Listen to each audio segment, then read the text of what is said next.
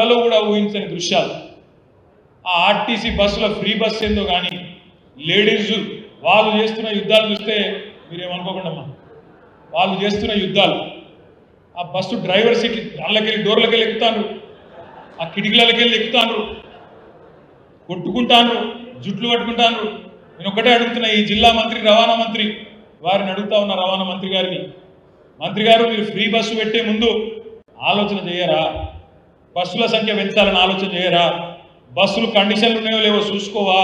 ఉత్తగానే ఏదో ఊకదంపు ఉపన్యాసాలు ఇచ్చి ఫ్రీ ఫ్రీ ఫ్రీ ఎక్కుంటే అలా పాపం లేడీస్ కొట్టుకోబట్టి, ఇంకో దిక్కేమో ఆటో అన్న లేడవబట్టి, టికెట్లు ఏమో కొనుక్కున్న మొగోళ్ళు టికెట్లు పైసలు పెట్టి కొనుక్కున్న వాళ్ళు కూడా తిట్టుకోబట్టి, వాళ్ళకేమో సీటు దొరకకపోయా వీళ్ళేమో కొట్టుకోబట్టి, ఆటో అన్నలేమో ఆకలితో అలవటించబట్టి ఎవరు సంతృప్తిగా ఉన్నారు సారు అని నేను అడుగుతున్నాను మంత్రి గారిని, ప్రభుత్వాన్ని.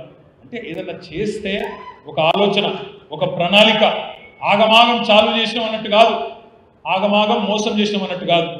2 గ్యారెంటీలు అమలు చేసినాం అంటున్నారు. కానీ మర్చిపోకండి తమ్ముళ్ళు, 6 గ్యారెంటీల్లోనే 13 హామీలు ఉన్నాయి. మహాలక్ష్మి అనే గ్యారెంటీలోనే 3 హామీలు ఉన్నాయి. ఒకటి ఫ్రీ బస్సు, రెండవది ఫ్రీ సిలిండర్ 500 రూపాయలకు సిలిండర్, మూడవది ప్రతి మహిళకు 2500 రూపాయలు. మరి ప్రతి మహిళకు 2500 ఇస్తామని చెప్పి ఇంటింటికి గ్యారెంటీ కార్డు ఇచ్చిండ్రు. ఆ గ్యారెంటీ కార్డు మీద ప్రస్తుత ముఖ్యమంత్రి రేవంత్ రెడ్డి, ప్రస్తుత ఉప ముఖ్యమంత్రి బట్టి విక్రమార్క గారిద్దరు సంతకాలు పెట్టిండ్రు. నేను అడుగుతా ఉన్నా మిమ్మల్ని అందరినీ, రాష్ట్రంలో 1,57,00,000 మంది 18 ఏళ్ళు నిండిన మహిళలు ఉన్నారు. 1,57,00,000 మంది మహిళలు ఉన్నారు. మరి ప్రతి మహిళకి ఇస్తామని మీరే చెప్పిండ్రు.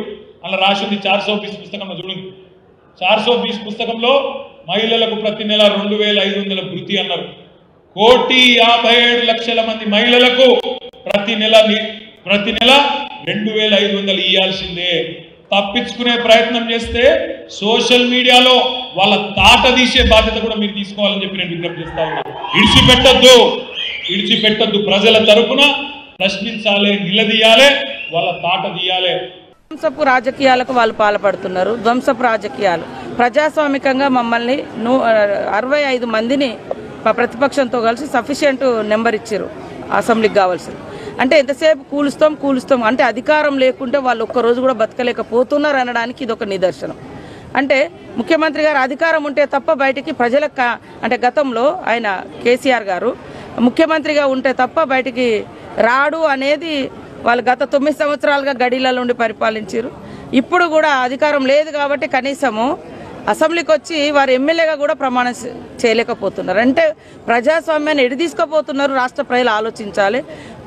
అంటే అక్రమంగా దొడ్డదారులు ఏదో ముఖ్యమంత్రులు అవుతామని ప్రజలు ఇచ్చిన మ్యాండేట్ మాకు, దాన్ని అట్లా మాట్లాడడం అనేది కొద్దిగా మైండ్ ఉండాలి, మెదడు ఉండాలి. వాళ్ళకి బుద్ధిగా పనిచేయి, ప్రతిపక్షంగా నీకు ప్రతిపక్ష హోదా ఇచ్చారు, ప్రతిపక్షంగా పనిచేయి, నిర్మాణాత్మక ప్రతిపక్షంగా ఉండండి.